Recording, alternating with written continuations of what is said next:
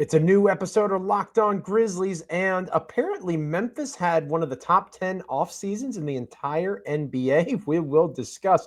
Plus, Jaylen Wells has tremendous defensive potential, according to my good buddy Parker Fleming. We're going to wrap up this episode talking about Josh Lloyd and some fantasy basketball with some Memphis twang. It's going to be a great episode of Locked On Grizzlies. Let's lock in.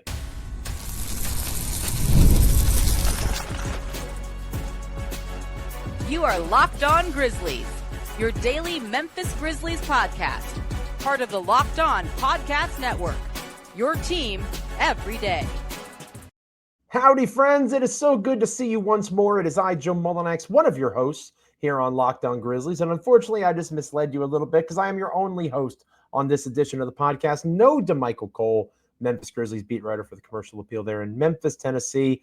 The dog days of August have bit us once again, but don't worry, I'm with you on this edition of the show, and you're going to get back-to-back EPs to close out the week. Are people still saying EPs? Is EPs a thing? Probably not, but you got me today on this Thursday edition of the show, and you'll have DeMichael on the Friday episode of Locked On Grizzlies. So back-to-back to close out this week here in the month of August. Today's episode of Locked On Grizzlies is brought to you by the good folks over at Monarch Money. This, I got to tell you, you got to take control of your finances. You got to do it with Monarch Money. Use the code LOCKEDONNBA at monarchmoney.com for 50% off your first year. We're free and available wherever you get podcasts. As proud members of the Locked On Podcast Network, your team each and every single day. Like, comment, rate, review, subscribe on Apple, Spotify, Amazon, YouTube. Literally anywhere you get a podcast, be a part of our Memphis Grizzlies NBA content journey. Each and every time that an episode drops, we're so grateful to have you with us each and every day. Thank you 1,000 times over, and we hope that you'll stick around for a while, not just today, the next 30 or so minutes of Grizzlies talk, but every time we are here with you in our little corner of the internet that we call Locked On Grizzlies. I was as surprised as you, more than likely, dear listener, dear viewer, as I read through The Athletic, in this crazy time of year, still catching up on my NBA news, and, a ranking of the top 30 off seasons, right? The best 30 off seasons. Obviously, there's 30 NBA teams.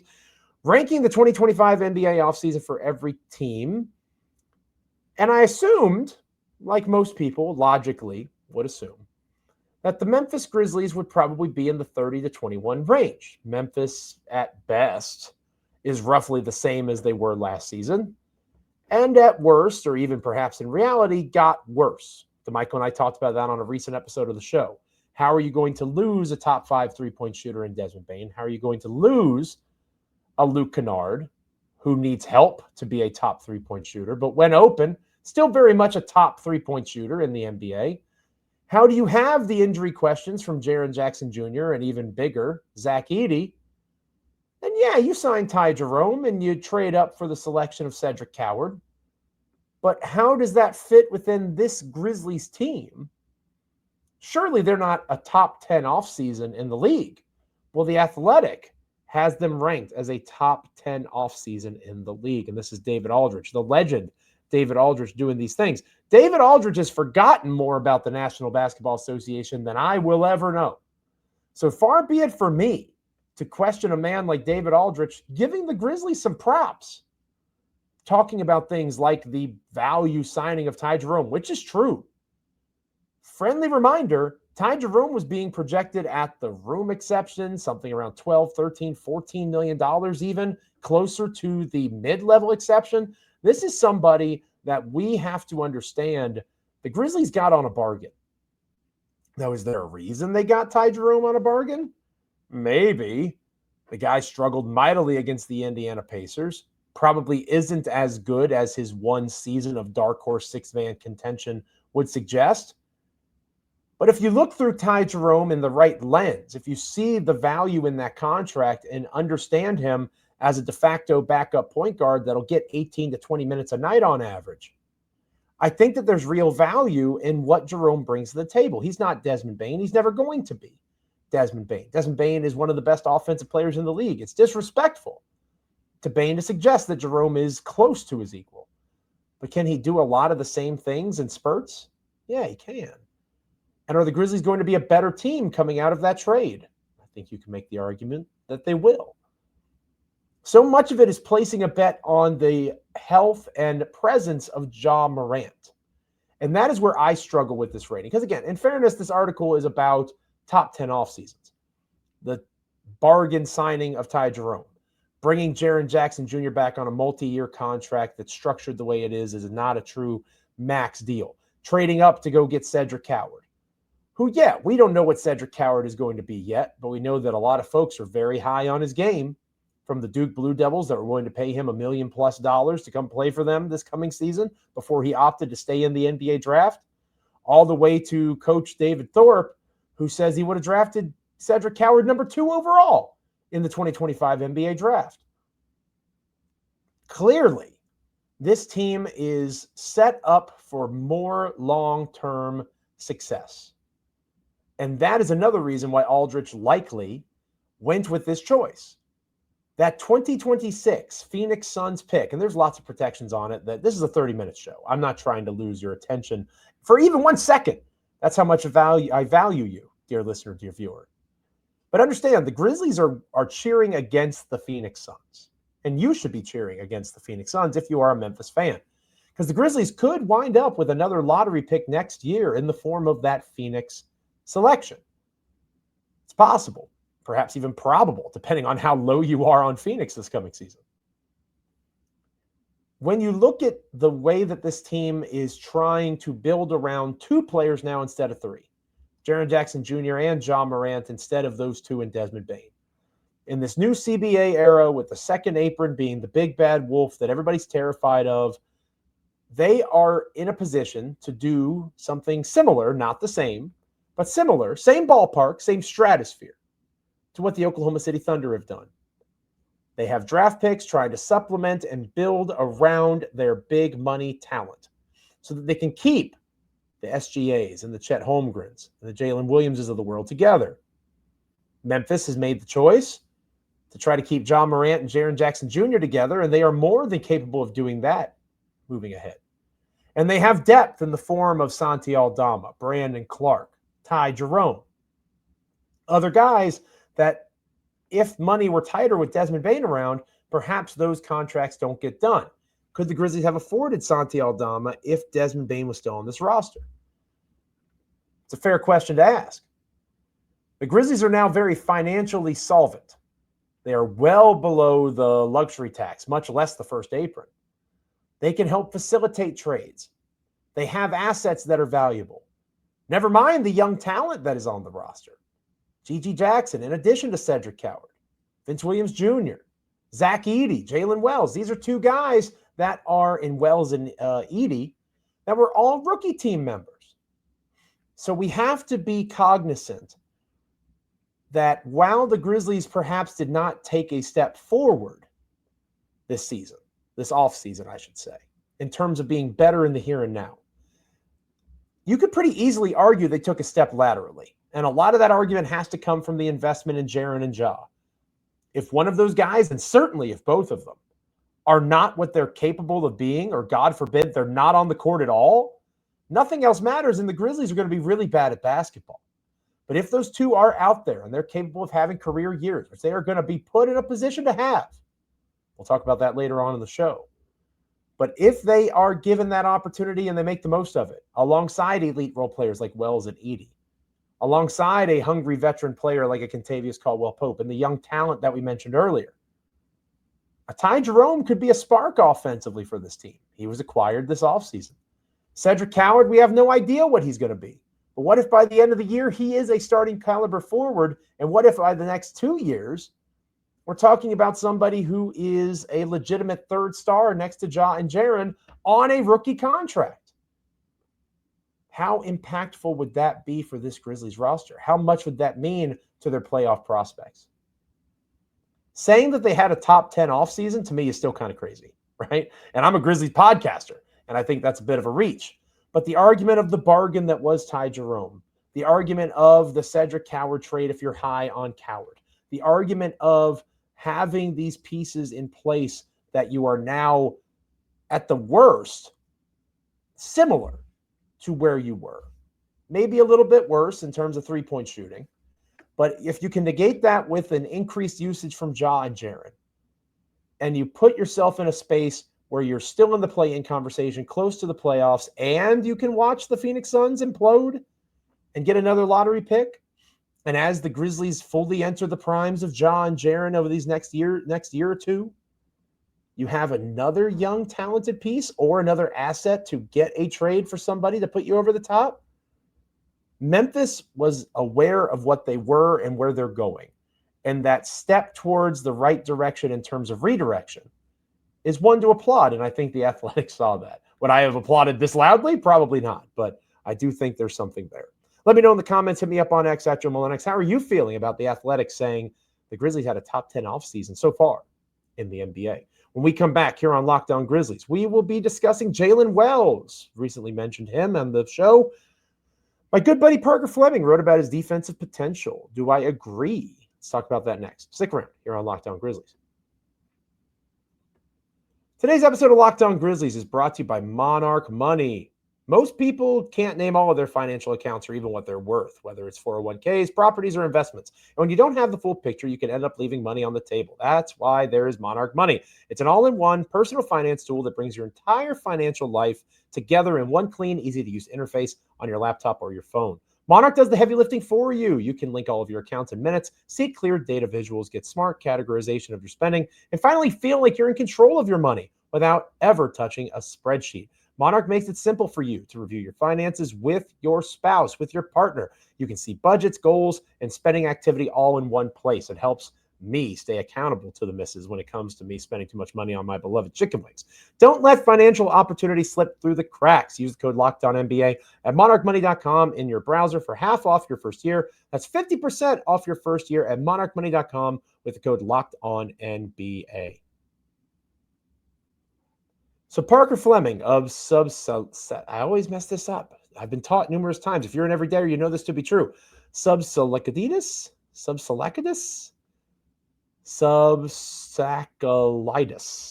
something along those lines. Maybe it's a bit, and I know how to pronounce it. You'll never know. But anyway, this is his latest piece, and I really enjoyed it. Jaylen Wells can be the next great Grizzlies perimeter defender. Highly recommend that you find Subsaccharitis on Substack. In the Grizzlies' 25 years in Memphis, they've been fortunate with a wealth of great perimeter defenders. Tony Allen, before him was Shane Battier, Dylan Brooks.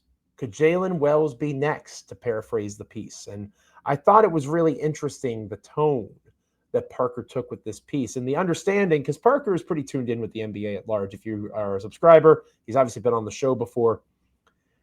The modern NBA has a ton of really impressive perimeter defenders. Several of them are on the Oklahoma City Thunder, but they obviously go across that stage into the Andrew Nembhards and the Aaron Nesmiths, Jalen McDaniels, Anthony Edwards, all sorts of different players, right? The Grizzlies have clearly reinvested on the defensive end of the court. Scottie Pippen Jr., impressive defender on the perimeter. And Tavius Caldwell-Pope, apparently a key component of one of the best off seasons in the NBA this past season in terms of what he can bring to the table defensively. Then Cedric Howard with his length, 7'2" wingspan on a 6'5" or 6'7" body. Vince Williams Jr. shown flashes in the past of really impressive defensive skills. Can Jaylen Wells be the guy that is better than all of them? I think that it's important to understand that he has really strong numbers when it comes to on-ball defense. In fact, Parker writes about this. He ranked 4th in the B-Ball Index's perimeter isolation defense, only trailing Lou Dort, Andrew Nembhard, and Dyson Daniels. Those are 3 of the very best defenders in the entire NBA, and Wells was right up there in the mix. How does he do it? Well, he really is elite at understanding what he is doing against any given opponent. He is clearly a student of the game, and he has the capacity to be able to prevent players from getting downhill without fouling. He can move his feet. He has lateral quickness for days. And even if you don't want to give him credit for having lateral quickness, he has an understanding of the game of basketball that if you aren't the best athlete, and let's be honest, Jaylen Wells is not the best athlete.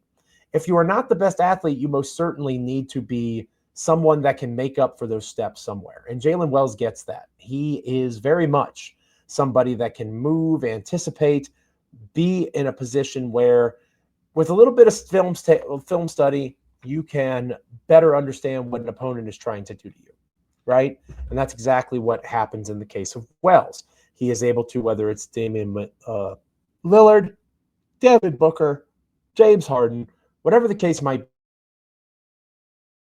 be, those guys are in a position where Wells can really put himself in a position to dominate, right?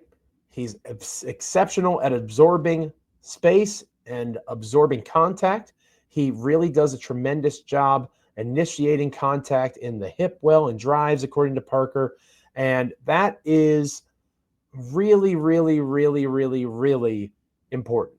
The ability to control how you are physical in the modern NBA with players that are looking for foul baiting opportunities at every chance.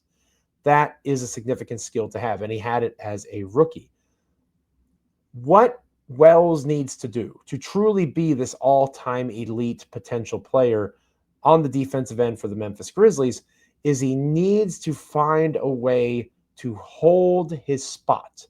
If he's going against somebody that has a little bit more thickness to him, a little bit more muscular, he has to have better leverage in post-up and back-down situations. He also needs to be a better off-ball defender. Parker writes about this as well. Wells' off-ball defensive activity is relatively low per data baller. That Wells is in the 10th percentile in steals per 100 possessions, 4th percentile in deflections per 100 possessions. That's surprising. That surprised me when I read it. Because when you think Grizzlies basketball these last several years, you think guys that are getting out in space, creating deflections, getting into passing lanes, creating chaos. That is not Wells' game. He's not really an explosive athlete in that way. That's not a strength of what he does. It's important to point out, though, that it's not like this was something that is really important to be a good defender on the perimeter. Dylan Brooks, for example, Parker makes this point, wasn't one of those guys either. But, friendly reminder, the title of this article was Jaylen Wells can be the next great Grizzlies perimeter defender. Dylan Brooks was great at times, but we're talking about Tony Allen-esque, Shane Battier-esque impacts. Wells really should be better just by adding strength, muscle, being a professional basketball player as opposed to a college basketball player. And again, you could argue they're professionals now in this era of NIL. But Jaylen Wells came from a Division II school. It's not like he was some major recruit. This is a different scenario. Wells is really going to have to find a way to marry the best of both worlds here. And DeMichael Cole, Memphis Grizzlies beat writer for Commercial Appeal, my wonderful co-host here on the podcast, he talks so often about elite role players. Jaylen Wells has the capacity to become an elite role player. That is on the table for him. He can do that. But he has to improve on both ends of the floor. And how much he's able to grow will directly connect and coincide with his development as a player. His offense will feed into his defense. It will allow for him to have other opportunities if he can get steals and get out in perimeter on transition. Right? If he's able to get more possessions through steals and get out and run, he can facilitate offense in motion more frequently. He can get out and utilize whatever athleticism he does have to get out in space and make use of that space that he doesn't have in half-court sets. But you got to be able to get out and run. And in order to do that, you have to create some turnovers, which is not a strength of Wells. In the defensive game feeding into offense, the opposite can be true. You can build confidence as a player through your offensive game. At the end of it all, you are still trying to put the ball in the hoop, and the team that gets the points that are most of the points, no, not most of the points, the team that gets the most points at the end of the game, that's the one that wins. So as Wells takes advantage of increased opportunity in the departure of Desmond Bane, he has to be able to hit these threes that are going to come open with an increased usage rate for Ja Morant. We'll talk more about that here in a second. He has to be able to be that athlete on both ends of the floor to feed that energy. And it's really going to be fascinating to see, is he going to be able to pressure all 94 feet? Is he going to be picking up at full court? Is he going to be someone that takes on those guard responsibilities like a Steph Curry or Dame Lillard? Maybe not Lillard because of the injury, but those types of players. Or will he be tasked with taking other guards, other forwards because of his size? How he fits into this Isolo system is going to be fascinating to watch play out. But I thought Parker did a great job with that. Again, Jaylen Wells, a big season upcoming for him. Parker Fleming agrees of subsacculitis. Jaylen Wells can be the next great perimeter defender for the Grizzlies. Subsacculitis, make sure you're checking that out. If you haven't already done so, subscribe to Parker's newsletter. When we come back here on Locked On Grizzlies, we're going to close out this episode of the show breaking down some Memphis fantasy basketball. I was a guest with Josh Lloyd on his most recent episode of Locked On Fantasy Basketball. We talked about fantasy implications for the Grizzlies. We'll cover that next here on Locked On Grizzlies. Stick around. Welcome to Locked On Grizzlies, or welcome back, I should say. I am Joe Mullinax, your host for this episode. No DeMichael Cole. He will be with you tomorrow. He's going to get down on a Friday, even though I won't be there. You know we got to get down on a Friday here at Locked On Grizzlies. We have fun coming in. So many different angles to take, so much to talk about. I know DeMichael has been keeping his finger on the pulse of the Grizzlies during these August dog days, and I know he's going to have a great show for you on our Friday edition of the podcast. I was a guest with Josh Lloyd on Locked On Fantasy Basketball, and Josh Lloyd is a legend. If you don't know Josh, I highly recommend you follow him on X. He's a tremendous follow at redrock_bball. And Josh, again, there's a decent chance you follow him already. He has over 60,000 followers on X. He is a fantasy basketball maven, okay? You want to talk about being locked in? This guy knows all the numbers, all the ups and downs, guys that are overvalued, undervalued, who you should pick, who should you skip, all those sorts of things. If you need fantasy basketball advice, Josh Lloyd is your guy. And I always enjoy being on the show with him every year because I learn something every year. And this year, I learned that Josh Lloyd is not a fan of Zach Kleiman, Memphis Grizzlies general manager. He said on the show, and you can check it out at the Locked On Fantasy Basketball page. I highly recommend that you do so. He said that he disagreed with 80% of what Zach Kleiman has done in the last several years as Grizzlies GM, from the Zaire Williams debacle to the Cedric Coward trade up to everything in between. He certainly didn't like the Desmond Bane trade. He's not as high on the Grizzlies as perhaps some would like for him to be, somebody as tuned in to be. My point would be that he is a fantasy basketball guy. And if you're looking at it from the lens of fantasy basketball, there's a lot of questions. Zach Edey should be a producer in fantasy basketball, rebounds, points, especially double-doubles. But when's he going to come back in terms of health? We talked about that on the show. That's a major question mark, even more so with the Memphis Grizzlies than it is with most teams. John Morant in and of himself is a massive question mark because you're probably going to have to use a high draft pick on John Morant, or you're going to have to use a lot of auction money if you're in one of those auction drafts. Ja has name brand value that is going to drive up his cost. But at what cost? Is he going to stay on the court? This is a guy that hasn't played more than 65 games but once in his NBA career. Is he going to be available? Is he going to be able to take on the larger usage? Is he going to be able to take on the grander expectation that will be his scoring? They're going to need him to score. Desmond Bane is not walking through that door.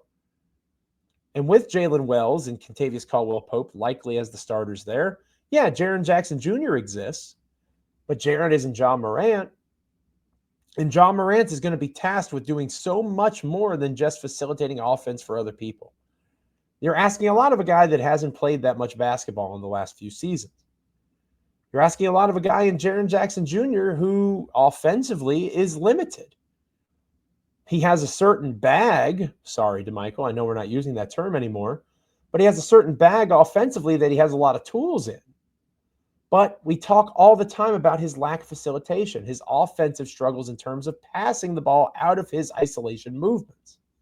Can Jaren grow? There's a lot of ifs around this Grizzlies team. I understand. I get it. But I do believe that we have to look at the moves that Memphis has made, as we talked about earlier in the show, through the lens of believing that John Morant's going to be there. If you're just going to assume that John Morant is going to miss a bunch of games, then yeah, it didn't make sense. And if you're going to assume that John Morant is going to miss a lot of games, then yeah, the Grizzlies are probably going to be bad. Tell me what the Milwaukee Bucks have done. Tell me what the Orlando Magic have done.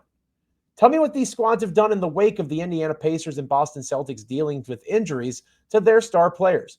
They have made significant moves to either stay the same or improve their rosters because they think they can compete because the serious injury that happened to their star player or a star player on another offensive or a contending team in the Eastern Conference. Why is that relevant here? If something like that, knock on all the pieces of wood in your house, were to happen to John Morant, nothing else matters. The Grizzlies are doing a lot of the same things that the Celtics did. They're moving along. They're going to part with players like Kentavious Caldwell-Pope. Anybody not named Jaren Jackson Jr. or Zach Edey? Cedric Coward because he's a rookie? All of those guys are going to be fair game because it doesn't matter if your superstar max player that you are paying to be the man is not the man. And maybe you disagree with Memphis making that investment. You might want to avoid him in fantasy basketball then. We talked about how Ty Jerome is probably the 8th best option in fantasy because he has such an interesting role with this Grizzlies team. We talked about the significance of John Morant. Of all of the backcourt options for the Grizzlies, we talked about this on the show before. Ty Jerome and John Morant together perhaps gives you the most stomach churning, oh my God, how's that defense going to work kind of feeling. At least it does for me. So maybe Ty isn't able to produce the same kind of impact as a Scottie Pippen Jr. Maybe it's Pippen Jr. or Santi Aldama as a reserve that you invest in. And we mentioned Zach Edey before. Edey is going to see increased opportunity. Not quite the same as Jaren and Ja. Maybe not even the same as Jaylen Wells. But Edey's going to keep playing minutes. He's going to keep getting chances at rebounding. He was one of the best rebounders in the league with the increased opportunity from the Tuomas Isalo switchover. I think that Edey is a guy to really look out for in terms of drafting. And it's probably somebody that's going to drop a little bit because of the injury concerns, right? So go check out Josh Lloyd and the Locked On Fantasy Basketball podcast. I was happy to be on it with him, talking Grizzlies basketball, talking the Desmond Bane trade and its implications, talking about whether or not Memphis got worse, better, the same. So much of it has to do with how you perceive Ja Morant. If you're high on Ja, you're probably high on the Grizzlies. If you're low on Ja, you're probably low on the Grizzlies. And wouldn't you know it, that's how the NBA in a nutshell works. Thank you so much for being with me on this edition of Locked On Grizzlies. It is much appreciated. Thanks for making us your first listen today. For your second listen, find the Locked On NBA podcast where there is no offseason. Doug, Matt, and Hayes keep you up to date on contract negotiations, rumors, and everything that you need to be the most informed NBA fan. Find Locked On NBA on YouTube or wherever you listen to podcasts. Part of the Locked On Podcast Network, your team every day. As I mentioned earlier, it'll be DeMichael Cole, my wonderful co-host, that's with you to close out our week here on Locked On Grizzlies. He's going to handle you just fine. I know it. Thank you so much for being with me on this edition of the show. Again, Apple, Spotify, YouTube, Google, literally anywhere you get podcasts, you can get Locked On Grizzlies. Make sure you're liking, commenting, rating, reviewing, subscribing, making DeMichael and I a part of your NBA and Memphis Grizzlies content consumption each and every time that an episode drops. Check out that Athletic article. Check out the Subsacchalitis article from Parker. A lot of good Grizzlies vibes out there in the interwebs over the last day or so. Maybe we should enjoy it while we can here on Locked On Grizzlies. Or just check out Locked On Fantasy Basketball, and Josh will bring us down to earth a little bit. Thank you again so much for being with me on this edition of the show. We will catch you back here tomorrow on Locked On Grizzlies. Until then, stay safe, have fun, and we'll see you later. See ya.